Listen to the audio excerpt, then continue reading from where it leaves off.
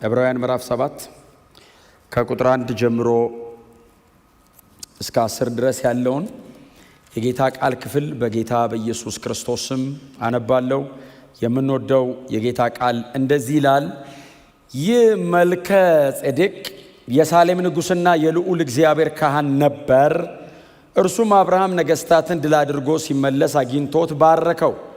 አብርሃምም ከሁሉ ነገር አስራት አውጥቶ ሰጠው። በመጀመሪያ ስሙ የጽድቅ ንጉሥ ማለት ነው። ኋላም ደግሞ የሳሌም ንጉሥ ማለትም የሰላም ንጉሥ ነው። አባትና እናት ወይም የትውልድ ሐረግ የለውም። ለዘመኑ መጀመሪያ ለሕይወቱም ፍጻሜ የለውም። ነገር ግን በእግዚአብሔር ልጅ ምሳሌ ለዘላለም ካህን ሆኖ ይኖራል። እስቲ እርሱ የቱን ያህል ታላቅ እንደሆነ አስቡ። ርዕሰ አበው የሆነው አብርሃም እንኳ ካገኘው ምርኮ አስራትን አውጥቶ ሰጠው። ክህነት የተሰጣቸው የሌዊ ልጆች ምንም እንኳ ወንድሞቻቸው የአብርሃም ዘሮች ቢሆኑም ከሕዝቡ ማለት ከገዛ ወንድሞቻቸውም አስራት እንዲቀበሉ ሕጉ ያዛል።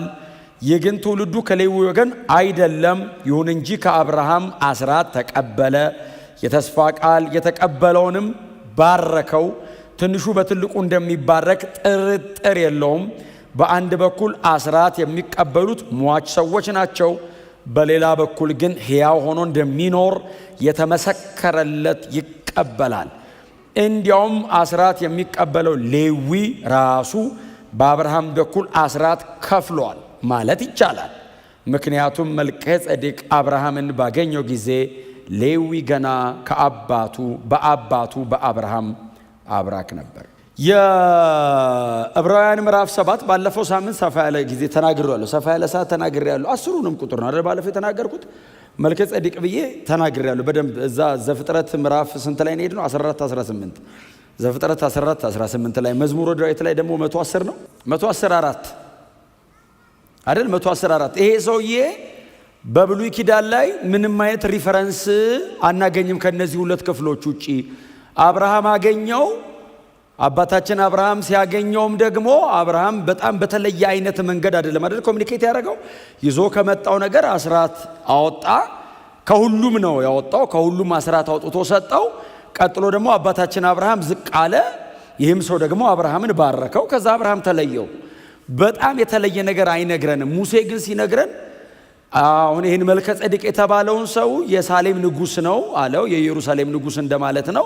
የሳሌም ንጉሥ ነው፣ የሰላም ንጉሥም እንደማለት ነው። ቀጥሎ ደግሞ የልዑል እግዚአብሔር ካህን ነው ብሎ በጣም የከበረ ነገር ነው አይደለም ያቀርበው። በጻፈልን 3 ቁጥር ስለ መልከ ጼዴቅ በተጻፉ 3 ቁጥሮች ላይ አንደኛ ንጉሥ ነው፣ ሁለተኛ ካህን ነው፣ ቀጥሎ የበላይ ነው፣ መራቂ ነው፣ ባራኪ ነው። እና የባረከው ደግሞ አንድ ኦርዲነሪ የሆነ ግለሰብ አይደለም። ርዕሰ አበው የነበረውን የአባቶች ሁሉ ቀዳሚ የነበረውን የሚቀጥለው የሚጠራው ሌዊን በሉት የሌዊ አባት ያዕቆብንም በሉት ያንን ላይኔጅ ሁሉ እንደ ሶርስ አድርጎ እግዚአብሔር የተጠቀመው አብርሃም ራሱ ዝቅ ብሎ በመልከ ጼዴቅ ተመርቋል፣ ተባርኳል። ሁልጊዜ ታላቅ ታናሽን ይባርክ ነበር እና ከአብርሃም የላቀ ነው። ቀጥሎ ደግሞ ከሌዋውያንም ደግሞ እጅግ የላቀ ነውና ይሄንን ባይዘው ይሄንን ሁሉ ሐሳብ የሚበትንልን የዕብራውያኑ ጸሐፊ ነው እንጂ ሙሴ ዘፍጥረት ላይ ሙሴ የዕብራውያን 7 ላይ 7 ብቻ አይደለም ከምዕራፍ 5 ቁጥር 10 ነው የሚጀምረው ዕብራውያን ስለ መልከ ጼዴቅ። በጣም አስደናቂ ነው የዚህ ደብዳቤ ጸሐፊ። ይሄ ሰው የተረዳውን ወይንም መንፈስ ቅዱስ ለዚህ ለዕብራውያኑ ጸሐፊ ያብራራውን ያክል ሙሴ ቢያቅ ኖሮ ኢንዴፕዝ ዲቴል ይጽፈው ነበር ባይዘው። ግን ሙሴ ከጌታ ከኢየሱስ ክርስቶስ በፊት ነው የቆመው። ጌታ ኢየሱስ ክርስቶስ ከመምጣቱ ከ14 ትውልድ ወይንም ከ1440 ዓመት ገደማ በፊት የነበረ ሰው ነው። ስለዚህ በክርስቶስ ኢየሱስ የሚደረገው ነገር ብለርድ እያረገበት ነው የሚያየው እንጂ ፉሊ እኛ በምናቀው ትምህርተ ክርስቶስን አያቅም። እኛ በምናቀው ክሩሲፊክሽንን አንደርስታንድ አያረግም። እኛ በሚገባን መንገድ የድነት ሥራ በምን አይነት ሁኔታ እንደሚከናወን ሙሴ ሙሉ አይነት ብርሃንም መገለጥም አይኖረው። ብለርድ ያረግበታል። ግን እርግጠኛ ነው እንደሚመጣ እርግጠኛ ነው። እንደኔ ያለ ብሎ ተናግሮለታል። አዳኝ ነው ማለት ነው። ግን ብለርድ ያደረግበት ስለ ኢየሱስ ክርስቶስ የነበረው መረዳት ሙሴ ትንሽ ጠበብ ያለ ነው።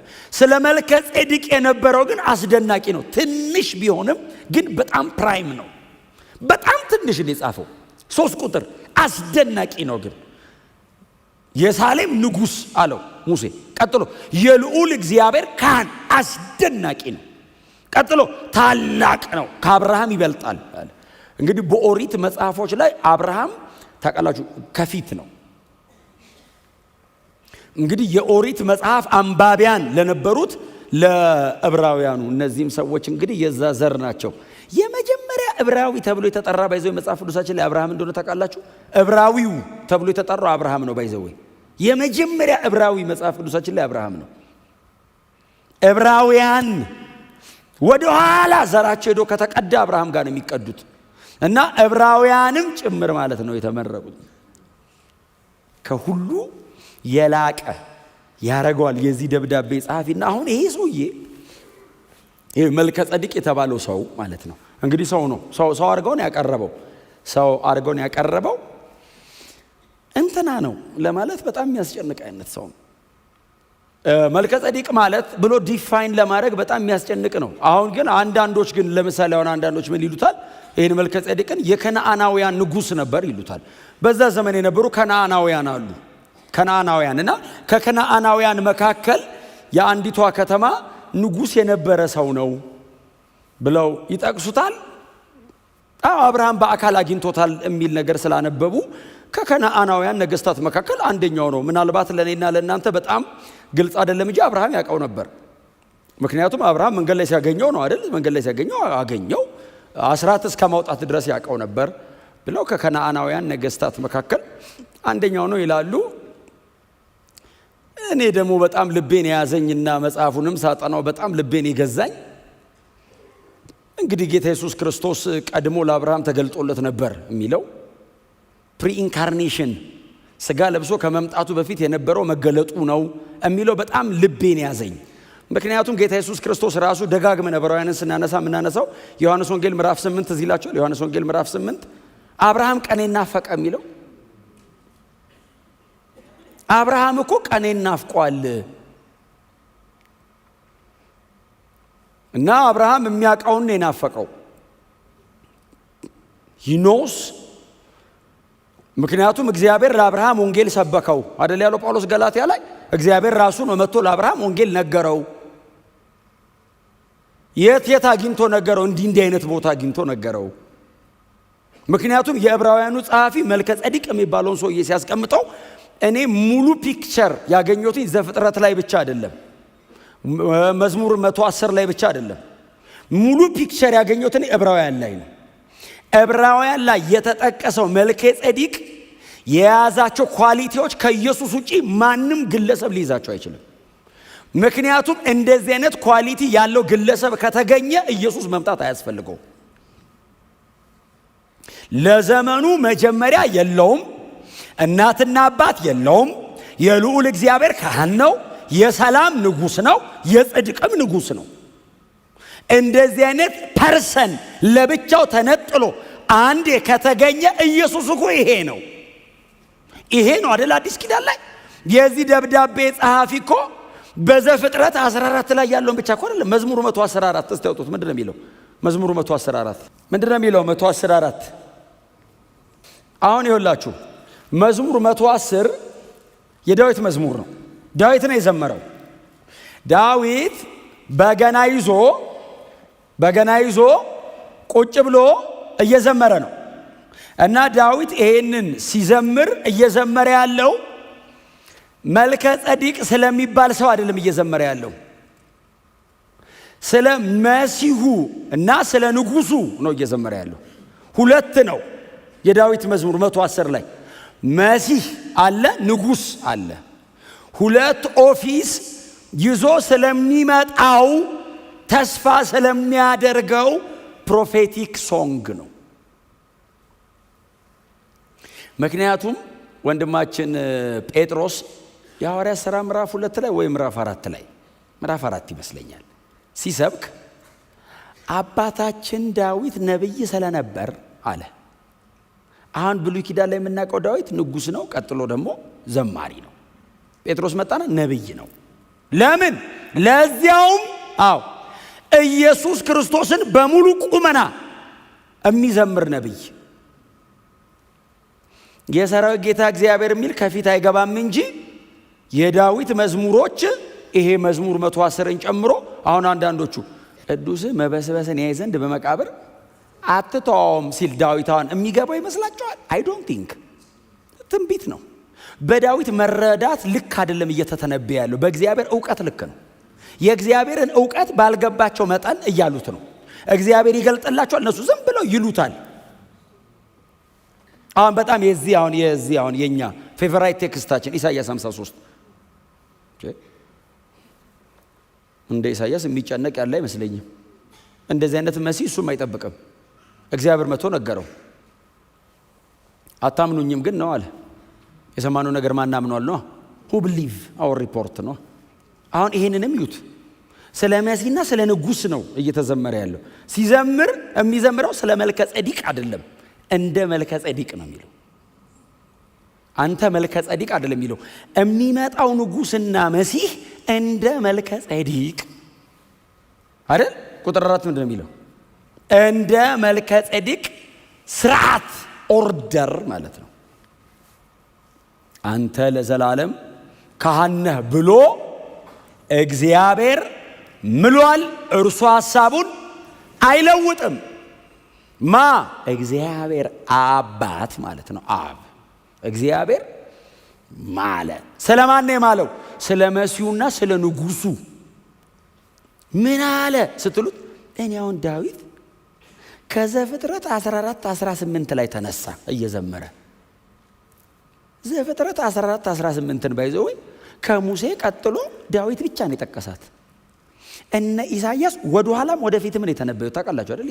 ኢሳይያስ እኮ ስለ ፍጥረት እኮ ተንብዮአል፣ ስለ አፈጣጠር ተንብዮአል። እነ ኤርሚያስ በጣም ኮንትሮቨርሺያል የሆነ ትንቢት እኮ ተንብዮአል። ስለ ክሪኤሽንን እኮ ተንብዮታል። እግዚአብሔር ሲፈጥር ብለው ማለት ነው። ቀጥሎስ የኢየሱስን ዳግም መምጣትና የሰማይና ምድርን መጠቅለል የአዲሲቱን ከተማ እኮ ተንብዮአል። መልከ ጼዴቅን ግን ሜንሽን አላረጉት። ሚስቲሪየስ። የዕብራውያኑ ጸሐፊስ ድፍን ምዕራፍ 1 ምዕራፍ 7 ላይ ከዛ ውጭስ በየምዕራፉ ከምዕራፍ 5 ጀምሮ በየምዕራፉ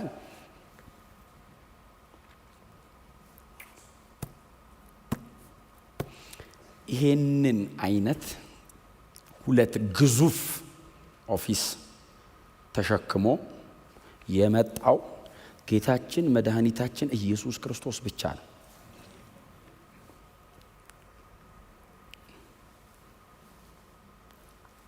በጣም ብዙ ነገሮች ይኖራሉ። ምናልባት እናንሳው ካለን የመልከ ጼዴቅን ግን ጉንጭ ማለፋት ነው። አንዳንዴ ለመጽሐፉ ታማኝ መሆን ጥሩ ነው። አብርሃም ትንሽ ነገር ገብቶታል። ሲያየው ትንሽ ነገር ገብቶታል። ሰላም ብሎት አላለፈም። ትንሽ ነገር ገባው። አስራት ላውጣ፣ አስራት አወጣ። ከዛስ ባርከኝ አለው፣ ታናሽ ነኝ አለው። የሆነ ነገር ገባው አብርሃም። አንተ ዝም ብሎ የከነዓን ንጉሥ ነህ አላለው። ባለፈው ነግሬያቸው የሰዶም ንጉሥ እኮ ምርኮን አምጣ አለው፣ አልሰጥም አለው። ዝም ብሎ ኖርማል ንጉሥ ቢሆን አምጣ ሲለው አልሰጥም አለው። እንዋጋ ቢለው ያሸንፋል አብርሃም። ባይዞ 300 ባሪያ ያለ ጀርባው ላይ አገር ተዋግቶ የሚያሸንፍ ሰውዬ። ይሄንንስ ዝም ብሎ ነው የተንበረከከው። መርቆት ሄደ አባታችን አብርሃም። ማን ነው እሱ ይሉታል። አብርሃምን ብዙ እውቀት የለውም፣ ትንሽ ነው የሚያውቀው። የልዑል እግዚአብሔር ካህን ነው። ሌላስ የጽድቅ ንጉሥ ነው። the king of righteousness። ዋው እንዴት አይነት ከባድ ቃል ነው። የጽድቅ ንጉሥ ነው። የአንድ ከተማ ብቻ አይደለም፣ የአገዛዝ ንጉሥ ነው። ሬን የሚያደርገው ራይቸስ ነው።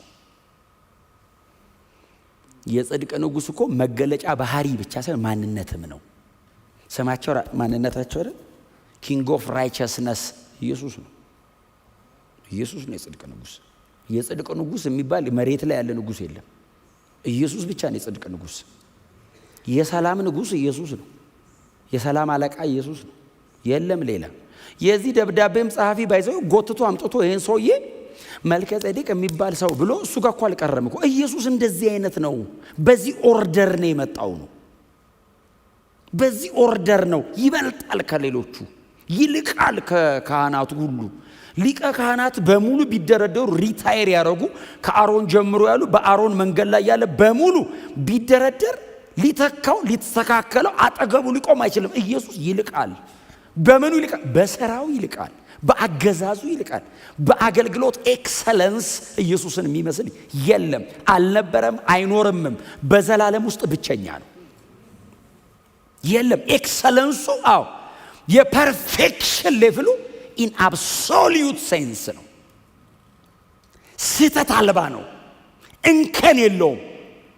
የእግዚአብሔር አብን ጽድቅ የሚመጥን አባቱ አይቶት ትሻላለህ አይደለም ያለው፣ የሚመስልህ የለም ነው ያለው። እንከን የለውም ኢየሱስ። እስቲ አሜን በሉ። አይነት የለውም። ያንተ አይነት አይመጣም ነው የሚለው አብ ሲያየው። ያንተ አይነት ለዘላለም አይኖርም። ለምን? ኦልሬዲ አይ አም ሳቲስፋይድ። ኢየሱስ አብን ከጥግ እስከ ጥግ ነው ያረካው። ጥግብ ባለ አብ በቃኝ። እንሞክሮይ አንሞክርም፣ አንችልምም። የሌዋውያኑን አንችልም እንኳን ኢየሱስን እኛ እንዴ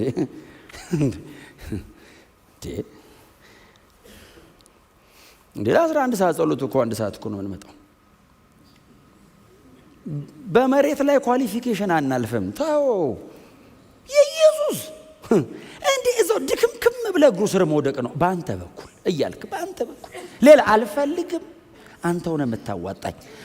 አንዳንዴ የጸለያችሁ ሰሞኑን ለብቻችሁ መሆን ያምራችኋል። እንዳያምራችሁ ከጸጋ እንዳትወድቁ። እስቲ አሜን በሉ። ኧረ እኔ እችላለሁ ጸልዮት አትወጣውም። ጸሎት መውጫ አይደለም። ጸሎት አውጪውን እግዚአብሔርን ማንቀሳቀሻ ነው፣ መለማመጫው ነው ጸሎት። ኃይለኛ የሚባል ጸሎት የለም። ይጸልያል፣ ኃይለኛው እግዚአብሔር ይንቀሳቀሳል። እስቲ አሜን በሏ። አዎ እንዳትደገፉ። እውነቴን ነው የምነግራችሁ። በትጋታችሁ፣ በጥረታችሁ፣ በልፋታችሁ እንደው ተሳስታችሁ እንዳትደገፉ።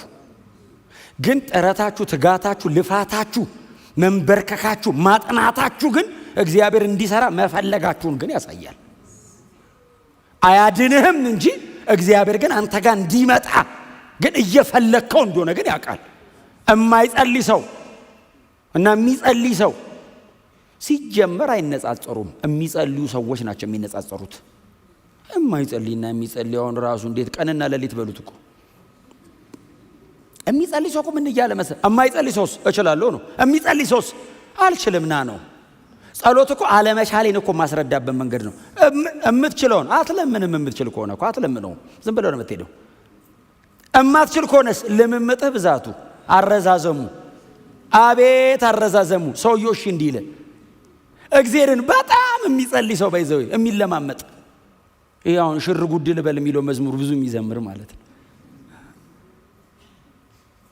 በቃ ግደለኝ እኮ ነው። እግዚአብሔርስ አቤት ደስ ሲለው እኔ ወደዛ ወደ ትሁት አይደል መንፈሱ ወደ ተሰበረ በቃሌ ወደሚንቀጠቀጥ ወደዛ እመለከታለሁ። አንተ እግዚአብሔር እኮ እንዲህ አየ ማለት ማንም አይህ። እግዚአብሔር እንዲህ እይት ካረገ አለቀ፣ በቃ አለቀ። በእውነት እግዚአብሔር የሚያየው ማንን ነው?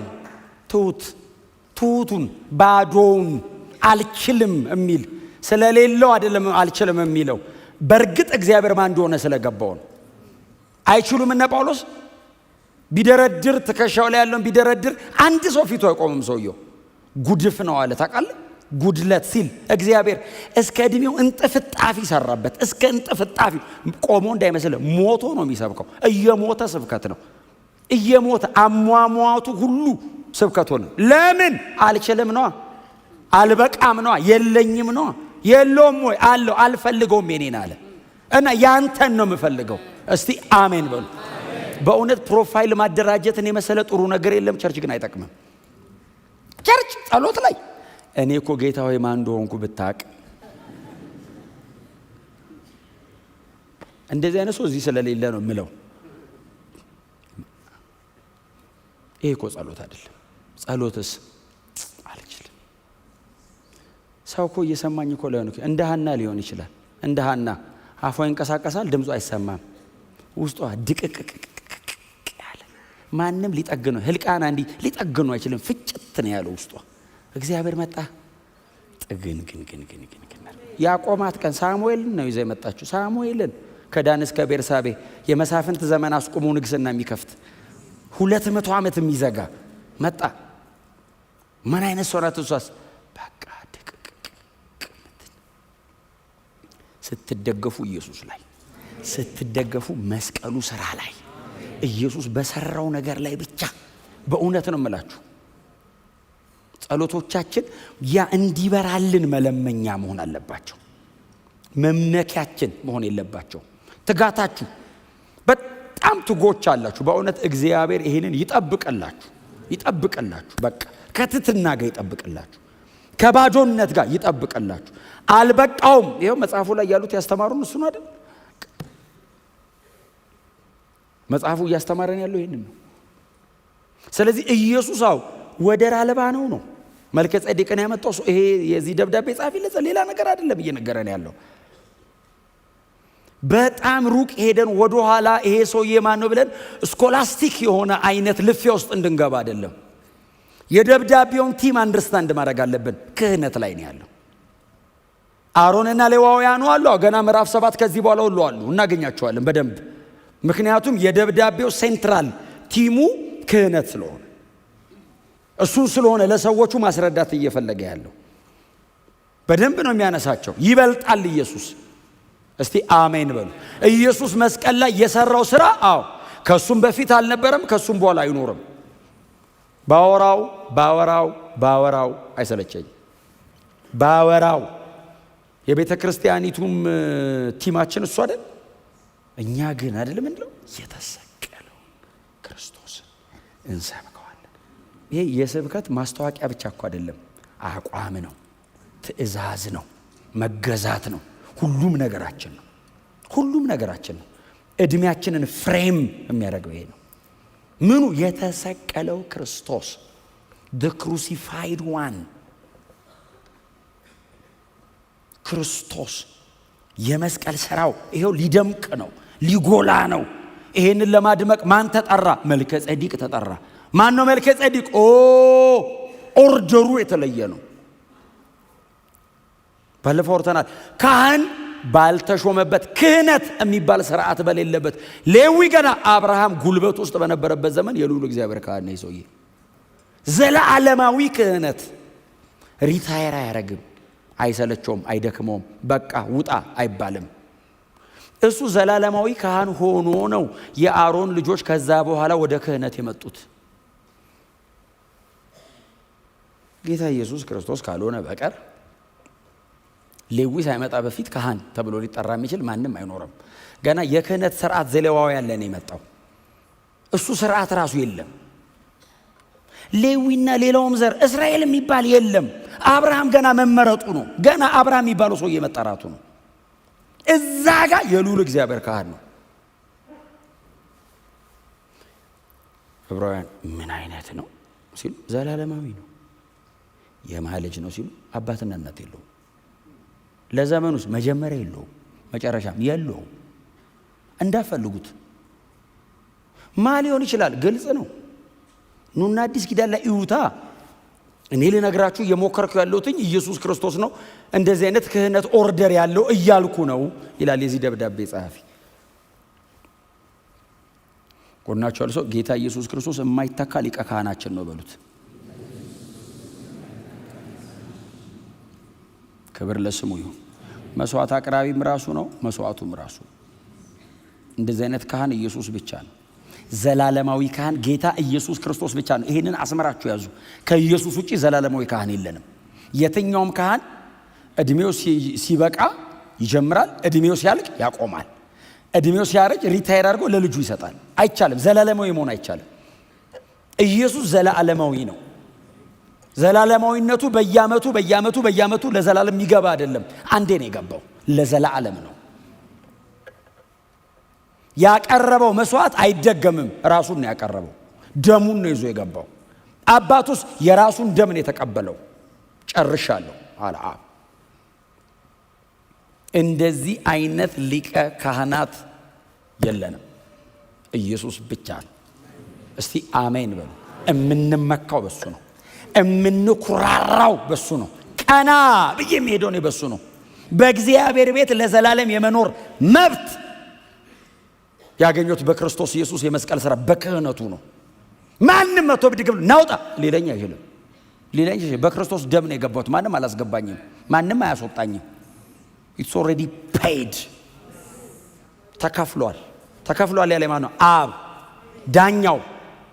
ተከስሼ ስመጣ ኢየሱስ ጠበቃ የሆነው ደም ይዞ መጣ። ያው ከፍያለሁ ሲል አብ ነፃ ነህ።